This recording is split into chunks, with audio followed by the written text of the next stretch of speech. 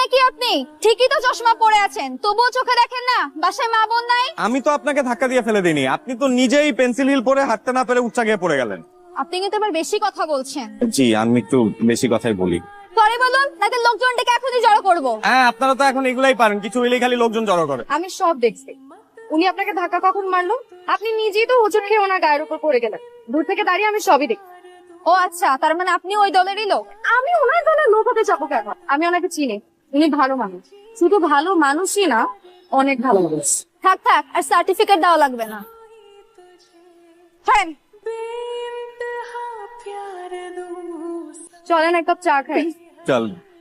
চলেন।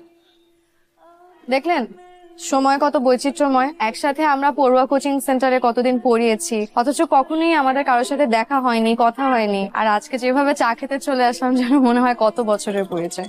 তাই তো বলি, আপনাকে চেনা চেনা কেন লাগছে এত? আমি কিন্তু আপনাকে খেয়াল করেছি, আপনি কখনো আমার দিকে তাকাতেন। কেন খেয়াল করতেন কেন? কারণ আপনি সবার থেকে অনেক আলাদা। আর আপনার শার্ট গুলো দেখলেই বোঝা যায় যে আপনি বাকি 5টা ছেলের মতন না। এর মধ্যে আবার চশমাও পরেন। তাই আমার কাছে মনে হয়েছে যে আপনি সবার থেকে অনেক আলাদা। আপনি কিন্তু বেশ মিশুক আছেন। না না, আমি একদমই মিশুক না। আমি কিন্তু কোচিং সেন্টারে আর কোনো টিচারের সাথে কথা বলি না, শুধু আপনার সাথেই। কারণ আপনি যখন ক্লাস থেকে বের হতেন, আমি তখন ক্লাসে ঢুকতাম। তাই অন্যান্যদের থেকে আপনাকে বেশি নোটিস করা হয়েছে, এই আর কি। ও, আরেকটা কথা, আমরা কিন্তু আজকে থেকে ফ্রেন্ড। আপনার ফোন নাম্বারটা দিন। আর শুনেছি আপনি নাকি মেসে থাকেন, আপনার মেসের ঠিকানাটাও আমাকে দিয়ে দেন। মেসের ঠিকানা কেন কেন? আচ্ছা, মেসের ঠিকানা দিতে হবে না, আপনার ফোন নাম্বারটা দিন। 0172। আচ্ছা, আমি এখন উঠি। আমি আপনাকে ঠিক রাত 11:33:54 আপনাকে কল করব। কেয়া, মামুনি, আয়, সবাই টেবিলে বসে আছে, খেতে আয়। এখন খাবো না বাবা। কেমন আছে শফিক ভাই? এই তো ভালো। তোর তো কোনো খবরই নাই। বয়, একসাথে খাবো। আমার ঠিক 11:33:54 একটা কল শিডিউল করা আছে, পরে খাবো। Phone call? আমি বিদেশের? না, দেশেরই। আচ্ছা বাবা, তোমরা খাও। মামা, তুমি তো চিন্তা করতেছো কেন? তোরা এই জেনারেশনের ছেলে মেয়েরা কত বিচিত্র হয়েছিস। তোদের কাছে সবকিছু কত সহজ, অথচ আমাদেরকে দেখ, আমরা বড়দের চোখের দিকে তাকিয়ে কথা বলতে ভয় পেতাম।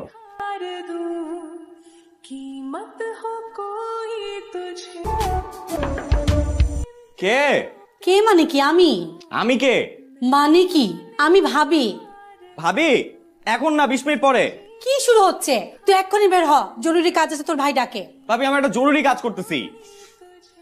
তোর যে খুলে না। রায়হান, আরে তাড়াতাড়ি বের হ না, দোকানে যেতে হবে, কিছু ওষুধপত্র আনতে হবে, দোকান বন্ধ হয়ে যাবে তো। আর দোকান বন্ধ হইলে হবে? আমি দোকান খোলাবো, আমি সব নিয়ে আসবো। একদম ঘাটতারামি করবি না, যেটা বলি সেটা যদি না শুনতে পারোস তাহলে নিজের পথ কিন্তু নিজে দেখতে হবে। আচ্ছা ঠিক আছে, বললাম তো নিজের মতোই থাকবো। এখন 11:30 বাজে, আমি একটু পরে দরজা খুলতেছি, যাও এখন। চলো। হ্যালো, এত দেরি করলেন স্যার? কই দেরি করলাম, আমি একদম ঠিক সময়ে কল দিয়েছি। আচ্ছা, আপনার নামটা যেন কি? আমি ভুলে গেছি। আপনার আমার নাম মনে নেই? আমার নাম কেয়া। কোন সে বনের আড়ালে ফুটলো আবার কে আজে? কি বললেন? না না, কিছু না। রায়হান, আমি অনেকদিন ধরে আপনাকে চিনি, অনেকদিন ধরে আপনাকে লক্ষ্য করেছি। আমি আপনাকে অনেক পছন্দ করি। আমিও আপনাকে খুব পছন্দ করি। অপছন্দ করার কি আছে? এই পছন্দ কোনো স্বাভাবিক পছন্দ না, তাহলে কি অস্বাভাবিক? বিশেষ পছন্দ বলতে পারেন। যেমন সুলতান মামার দোকানের দুশর চা আপনার বিশেষ পছন্দ, তেমন বিশেষ। সুলতান মামার দোকানের চা আমার পছন্দ, সেটাও আপনি জানেন? সুলতান মামার দোকানে যে আপনি 378 টাকা বাকি রেখে এসেছেন, সেটাও আমি খুব ভালো করে জানি। কি আশ্চর্য, আপনি আমার এত খোঁজ খবর নিয়েছেন। আপনি যে বিশেষ, তাই। আমাকে নির্লজ্জ ভাববেন না প্লিজ। আমি আমার কাজিন শফিক ভাই ছাড়া কোনো ছেলের সাথে কথা বলি না, কিন্তু আপনার বিষয়ে কিভাবে যে এত নির্লজ্জ হয়ে গেলাম আমি নিজেও জানি না। কি বলছেন? একদম ঠিক আছে। আচ্ছা কেয়া, আজ আমি একটু রাখি। পরশুদিন সুলতান মামার দোকানে আপনার চা খাওয়ার দাওয়াত, আসবেন? অবশ্যই আসবো। রাখি এখন। বাই।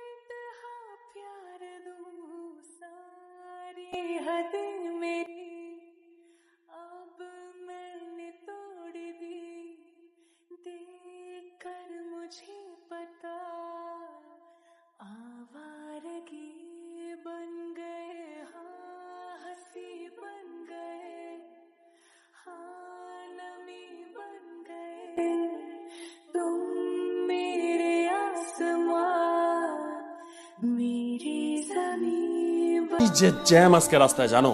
একটু ঠান্ডা পানি দাও তো আমাকে, আমি রুমে যাচ্ছি। নিয়ে খাও। কি ব্যাপার, সমস্যা কি? কিছু লাগবে নাকি? এমন একটা ভাব দেখাচ্ছ যে যা চাইবো সেই শখই পূরণ হয়ে যাবে। সমস্যা কি বলো না। তুমি জানো না যে আমি খুব স্পষ্ট কথার মানুষ। যত তাড়াতাড়ি সম্ভব রায়হানকে বাসা থেকে সরাও। ও কি তোমার মাথার উপরে বসে আছে নাকি যে সরাবো? উফ, তোমার না এই ফান করার অভ্যাসটা আমার একদম ভাল লাগে না। আচ্ছা কি হয়েছে, এরকম আচরণ কেন করতেছো? মানে কত বলবো, মানে তুমি বুঝো না বিষয়টা। আমাদের এই বাসাটায় রায়হানের কি কাজ? সারাদিন পরে পরে ঘুমানো, খাওয়া, এগুলা ছাড়া তো আমি ওর কোনো কাজ দেখি না। যাও একটা চাকরি করতো, সেটাও শেষ। কোনো কথা বললেও তো তোমার ভাই শোনা না। মানে এমন একটা ভাব যে আমার পুরো বাসাটা একটা লঙ্গরখানা খুলে রেখেছি। রায়হানের উপরে কতদিনের ক্ষোভ তোমার সেটা আমি জানি না, তবে একটা কথা তোমাকে স্পষ্টভাবে বলে দিতে চাই, আমার জীবনে তোমার গুরুত্ব যতটুকু, রায়হানের গুরুত্ব ঠিক ততটুকু। ও কোথাও যাবে না, ওর যতদিন মনে চায় ও ততদিন আমার কাছে থাকবে। কি এভাবে তাকিয়ে আছো কেন? যেটা সত্যি আমি সেটাই বলেছি। দেখো, তোমার সাথে ঝগড়া করার কোনো ইচ্ছাই আমার নেই। তারপরও তোমার যদি মনে হয় আমাদের এই সুখের সংসারে অশান্তির দরকার, তোমার জেদের জয় দরকার, তাহলে তুমি চালিয়ে যেতে পারো, কিন্তু এতে লাভের লাভ কিছুই হবে না। That's it. আমি এক্সট্রিমলি সরি। কি উল্টাপাল্টা মাথায় আসে কি বলি, প্লিজ কিছু মনে করো না। It's okay. আর একটা কথা, পারলে রায়হানকে একটা কল করো। অনেকদিন না আমরা একসাথে বসে খাবার খাই না। তাহলে আমার মনে হয় আমার চাইতে যদি তুমি রায়হানকে ফোন দাও বেশি খুশি হবে।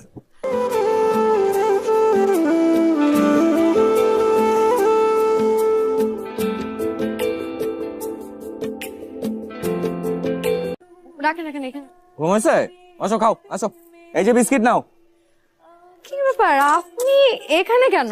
আমি ওদেরকে খাওয়াচ্ছিলাম। আপনি? আমি একটা অনুষ্ঠানে গেছিলাম, আপনি কুকুর থেকে খাওয়াচ্ছেন? ওরা আমার খুব প্রিয়, আমার বন্ধু।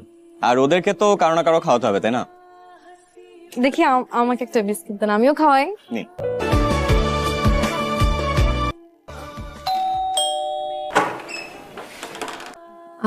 জি আসসালামু আলাইকুম। ওয়ালাইকুম আসসালাম। কাকে চাই? আপনারা নাকি অনেক ভালো, তাই আসলাম। সরি, কারা ভালো? মানে রায়হান বলেছে যে ভাইয়া ভাবি নাকি অনেক ভালো, তাই আমাকে আসতে বলেছে। তুমি কিয়ানা? জি, আপনি আমাকে চিনেন? চিনবো না কেন, রায়হানের কাছে তোমার কথা শুনেছি। আচ্ছা দাঁড়িয়ে কেন, আসলাম, ভেতরে আসো। হ্যাঁ, থ্যাংক ইউ। কোনো সংকোচ নেই, আমরা সত্যিই খুব ভালো। আচ্ছা তোমরা বসো, আমি একটু নিচে যাবো আর আসবো। যাও যাও যাও। তারপর কি মনে করে হঠাৎ? ভাবি আজ রায়হানের জন্মদিন, ওর ফোনটা বন্ধ, তাই। এ আর নতুন কি, ও এমনই। আচ্ছা তুমি আমাকে বলো, তোমার আর রায়হানের রিলেশনটা কেমন? শুধু বন্ধুত্ব নাকি প্রেম প্রেম হয়ে গেছে? যদি প্রেম করেই ফেলো, তবে আমি বলবো কি, পালিয়ে বিয়ে করে ফেলো। বিয়ে করব পালিয়ে?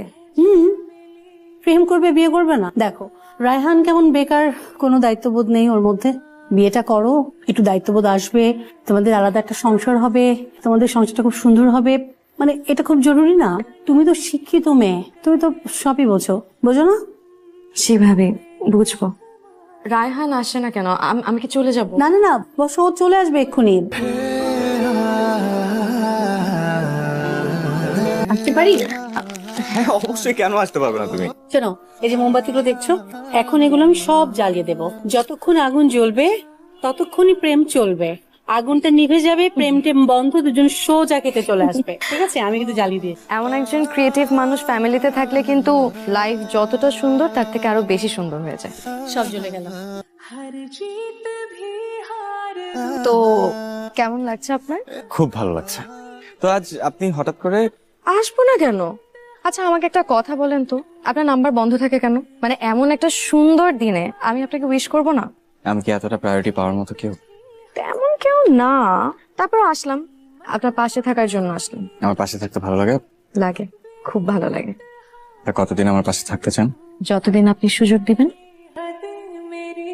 মাঝে মাঝে নিজেকে খুব তুচ্ছ মনে হয়, জানেন? মানে আমি শুধু দেখতেই সুন্দর, এছাড়া আমার কিছুই নেই। মানে একটা চাকরি ছিল, সেটাও অফিস পলিটিক্সের কারণে হাওয়া।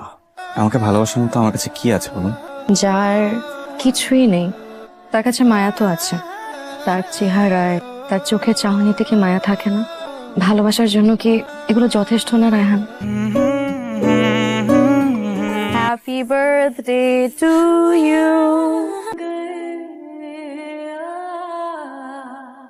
মামা আসবো? কিরে শফিক, ভেতরে আয়, বস। হ্যাঁ, ভেতরের রুমে 2টো কফি পাঠাও, চিনি কপ। তারপর বল, অফিস থেকে তো ছুটি নিয়ে গিয়েছিলি, ফিরে এলি কেন? না মামা, এদিক দিয়ে যাচ্ছিলাম তো ভাবলাম তোমাকেই প্রথমে দেখায়। কি দেখাবি? না, এঙ্গেজমেন্টের রিংটা কিনলাম তো। Engagement ring? বাহ, খুব সুন্দর। মা বললো রিংটা কেনার পর প্রথমে যাতে তোমাকে দেখায়। শোন না, কেয়াকে কয়েকদিন ধরেই এঙ্গেজমেন্টের কথা বলি বলি করেও বলা হচ্ছে না। আজকে রাতে ভাবছি বলবো। ঠিক আছে মামা, আমি তাহলে উঠি। আচ্ছা, সাবধানে যাস। ঠিক আছে মামা। কি করো? কিছু না, ছাদে। আমি বারান্দায়। কাল একটু দেখা করবা? একটু প্রেম করতাম। প্রেম তো করছি। এই প্রেম সেই প্রেম না, একটু হাত ধরতাম, একসাথে হাঁটতাম, আবার নিজের অজান্তেই আরেকটা হাত নিজ সংকোচে ধরে ফেলতাম, যেন কত জনমের ভরসা সেই হাতে। ঠিক আছে, আসবো।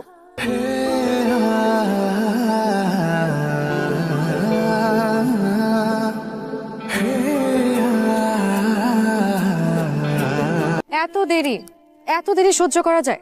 ভালোবাসার মানুষের জন্য সারা জীবন অপেক্ষা করা যায়, কিন্তু সেটা তো একটা যথার্থ কারণ হতে হবে। আমি বাসা থেকে বের হওয়ার পরে আমার জুতা ছিঁড়ে যায়, পরে বাসায় গিয়ে আবার ভাইয়ের জুতা পরে বের হয়েছে। তুমি এত ছন্ন ছাড়া, মাঝে মাঝে মনে হয় তুমি আমাকে ভালোই বাসো না। করুণা করে সময় দাও। করুণা করে হলেও তো অনেকে ভালোবাসাই পায় না। তাই বলে আমি বলছি না যে আমার মাথায় কখনো করুণার ব্যাপারটা ছিল। আমি আসলে একটু ছন্ন ছাড়া, আর ছন্ন ছাড়া মানুষদের ভালোবাসা হয়তো এমনই হয়। এই নাও, বাগান বিলাস আর চন্দ্রপ্রভা তোমার চোখের মতন, অন্যরকম। তো জানো, তোমার তোমার চোখের মাঝে অন্যরকম একটা মায়া আছে, একবার তাকালে আজীবনের জন্য মনে গেঁথে যায়। এমন কবিতার মতো করে বললে শুনে মনে হলো যেন কত জন্ম ধরে প্রেম করছো। চলো কোথাও গিয়ে বসি। চলো, এতক্ষণ ধরে আমাকে ওয়েট করাইছো রোদের মধ্যে। ওইদিকে দেখো, একটা গাছ আছে, দেখছো? একটু খেয়াল করলে দেখবা একটা লোক আমাদেরকে অনেকক্ষণ ধরে ফলো করছে। কি আশ্চর্য, কেন? কেন জানি না। কে উনি, তুমি চিনো? শফিক ভাই, ভালো মানুষ। আমার বাবা হয়তো হুকুম করেছে আমাকে ফলো করার জন্য। আমার বাবা ওনাকে চাকরি দিয়েছে তো, তাই আমার বাবা যা বলে তাই করে। মানে আমার বাবা ওনাকে বিয়ের জন্য অফার দিয়েছিল, উনি সাথে সাথে রাজি হয়ে যায়। কি অদ্ভুত, মানে ওনার সাথে তোমার বিয়ে ঠিক হয়েছে, আর ওনার সামনে তুমি আমার সাথে এখানে বসে আছো। কথা তো কত কিছু নিয়েই হয়, এজন্য কি আমি আমাকে কষ্ট দিব? আমি তো তোমাকেই চাই। এই আমার না খুব অস্বস্তি হচ্ছে, চলো আমরা অন্য কোথাও যাই প্লিজ। তুমি কি আমাকে লুকিয়ে বিয়ে করে রাখবে? তারপর এক যুগ পরে হলেও না হয় আমাকে তুলে নিও। তুমি অনেক ভালো। তোমার বাবাকে বলো না আমার কথা, দেখো উনি কি বলে। আমার বাবা রাজি হবে। আমার বাবার বিষয়টা কি জানো, আমি বিয়ে করলেই বাবা খুশি। কাকে বিয়ে করছি সেটা কোনো ফ্যাক্ট না। তুমি যাবে আমার বাবার সাথে দেখা করতে? ভয় করে, কিন্তু যেতে তো হবেই। ভয় কিসের? আমি আছি না। আমার দুয়ারে সাহস নিয়ে দাঁড়িয়ে আছো তুমি, আমার কিচ্ছুতে ভয় নেই।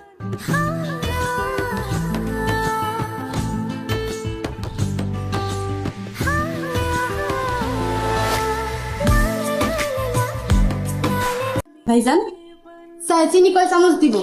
শফিক ভাইজান আছে না, উনি আবার চায় চিনি খান না। লায়লা, শফিক ভাইজানের কথা এখানে কোথা থেকে আসতেছে?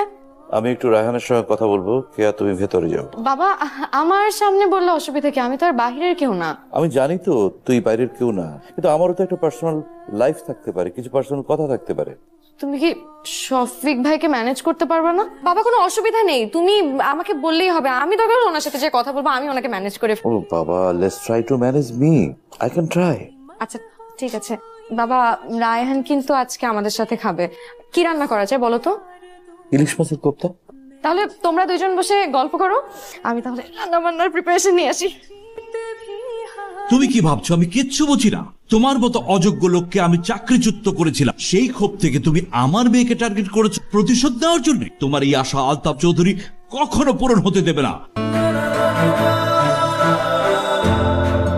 রায়হান কোথায়? ওকে ফোনে পাচ্ছি না। ফোনটা মনে হয় আমার নষ্ট হয়ে গেছে। বাদ দাও, ওর রুমেই আছে। আসো। আচ্ছা, যদি কোনো হেল্প দরকার হয় ইউ ক্যান টক টু। হ্যাঁ, জি ভাই, অবশ্যই। সমস্যা কি খুব ভয়াবহ? তুমি ডিরেক্ট রুমে চলে আসছো। অবশ্যই ভয়াবহ। আমার বাবার তোমাকে পছন্দ হয়নি। কি অদ্ভুত, তোমাকে কেন পছন্দ হবে না বলো তো? শফিক ভাইয়ের সাথেই নাকি আমাকে বিয়ে দেবে, সবকিছু ফাইনাল। পছন্দ হওয়ার কথাও না। কেন পছন্দ হবে না? তোমার মধ্যে কি কোনো অসুবিধা আছে নাকি তোমার চাকরি নাই তাই? চাকরি সম্পর্কিতই। কেন তোমার বাবা তোমাকে কিছু বলে নাই? না তো। তাহলে এক কাজ করো, শফিকের আন্টিটা হাতে পড়ে ফেলো। কি বলছো তুমি এসব? আমি শফিক ভাইকে কেন বিয়ে করব? শোনো, 18 তারিখ আমার এঙ্গেজমেন্ট। আমি যদি শফিক ভাইকে কোনোভাবে ম্যানেজ না করতে পারি তাহলে তুমি আমাকে নিয়ে পালাবে। কি পালাবে না? কথা বলছো না কেন? না তুমি পালাবো না, রায়হান পালায় না।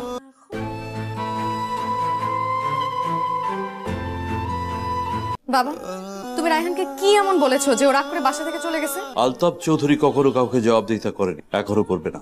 সেটা ঠিক আছে বাবা, কিন্তু রায়হান তো আমার পছন্দের লোক, তাই না? তুমি তো আমার পছন্দের মানুষকে বাসায় ডেকে অপমান করতে পারো না। আমি শফিকের সাথে তোমার বিয়ে ঠিক করেছি, এটাই ফাইনাল। Please go.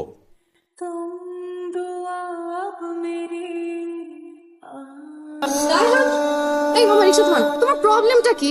তোমার ফোন দিলাম, তুমি আমার ফোন ধরো না কেন? তুমি কথা বলতেছো না কেন? কোনো প্রবলেম হলে আমাকে বলো।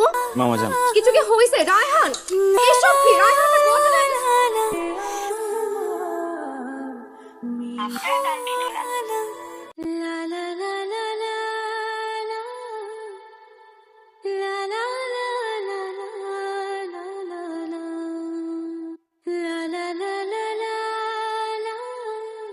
কিরে, টাকা লাগবে? না, টাকা লাগবে না বাবা, কিছু কথা বলার জন্য আসছি। তো বল, বসে কথা বল। না, বসবো না। আচ্ছা ঠিক আছে, বল। আমি শফিক ভাইকে বিয়ে করব। আমার কাছে মনে হলো যে তোমাদেরকে খুশি রাখাই আসলে অনেক বেশি ইম্পর্টেন্ট। তুমি এঙ্গেজমেন্টের প্রিপারেশন নেওয়া স্টার্ট করো বাবা।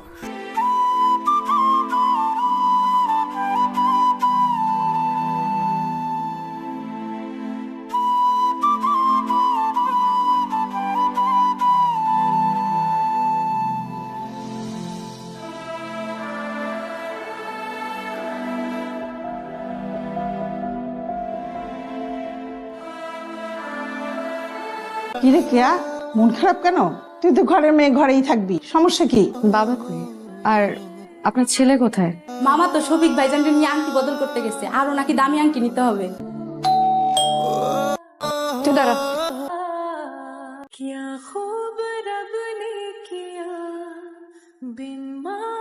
এনে তোর এঙ্গেজমেন্ট রিং। আরে খুলে দেখ, তোর পছন্দ হলো কিনা। পছন্দ হয়েছে বাবা। কোথায় যাও?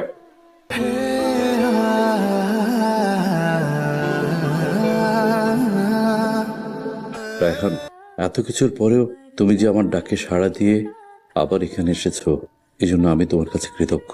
আসলে তোমার সাথে ঘটে যাওয়া প্রত্যেকটা ঘটনার জন্য আমি খুবই লজ্জিত। আমাকে ক্ষমা করে দাও বাবা। আমি আসলে যা কিছু করেছি আমার মেয়ের সুখের জন্যই করেছি। তোমার চাকরিটা শফিককে দিয়েছিলাম, ভেবেছিলাম আমার মেয়েটা সুখে থাকবে। আমি বুঝতেই পারিনি আমার মেয়ের সুখ আসলে তুমি। বাবা, আমার মেয়ের সুখটা ফিরিয়ে দাও বাবা। আঙ্কেল কি বলছেন? অবশ্যই। তোমার দুয়ারে এসে দাঁড়িয়ে আছি, আমাকে রেখেই চলে যাবে? কি সারপ্রাইজটা কেমন লাগলো? কি এত চিন্তা করতেছিস কেন? সবকিছু আলোচনা করে হয়েছে, কোনো সমস্যা নেই। আর হ্যাঁ, এঙ্গেজমেন্টটা কিন্তু রায়হানের সঙ্গেই হচ্ছে। ইন্টারনেট